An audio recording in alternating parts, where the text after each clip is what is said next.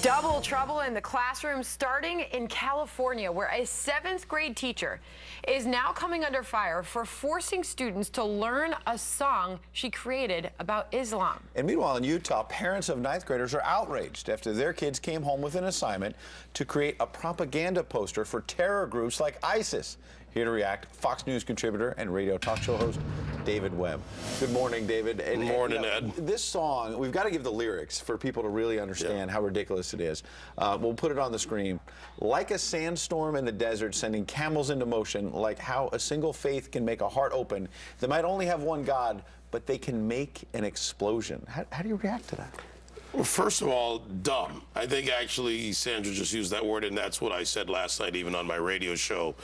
First of all, for the young lady who wrote this song, and I urge people to watch the song in contrast, Rachel Platten did a very hopeful song. I was a music guy. That's my start in radio. She's driving a Mustang. It's kind of an all-American, young person song. And they turned it into controversy. This woman took the time to do the melodies to a song. It was a dumb decision. And you look at the kids that she brought this to, young, impressionable kids.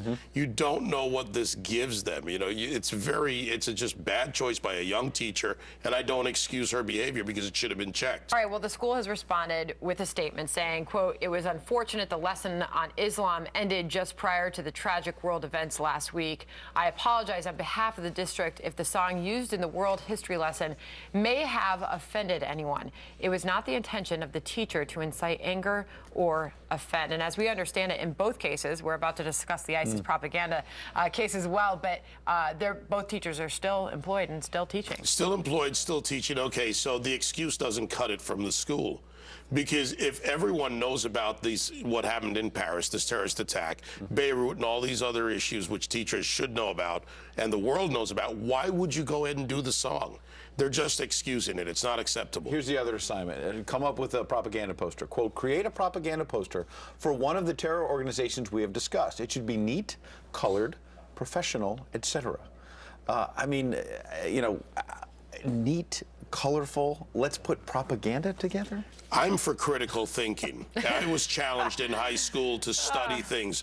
I read Mein Kampf. I read other things. We were challenged to do that. Here's the difference. We're in a new age.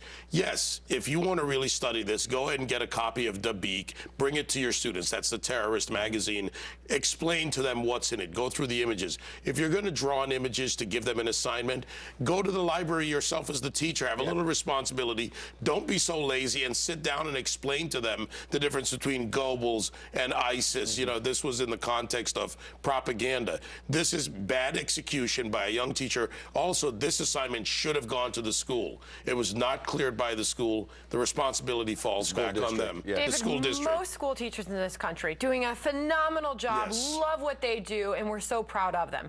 But then when we have the bad teachers, it seems we have some really bad teachers. This was a horrible assignment, one that puts in the mind of these young, impressionable kids the idea of being recruited and joining a terror organization. So let's deal with this in a very realistic example. They go on the web, they start doing the research. One parent worried about a kid's on a watch list. I'd worry more about people who troll the internet looking for people searching young kids, trying to engage them in conversation. This is how they may draw them into a dark web or behind the scenes. Kids are on the internet. Thanks for the insight this morning. Thank you, David Webb.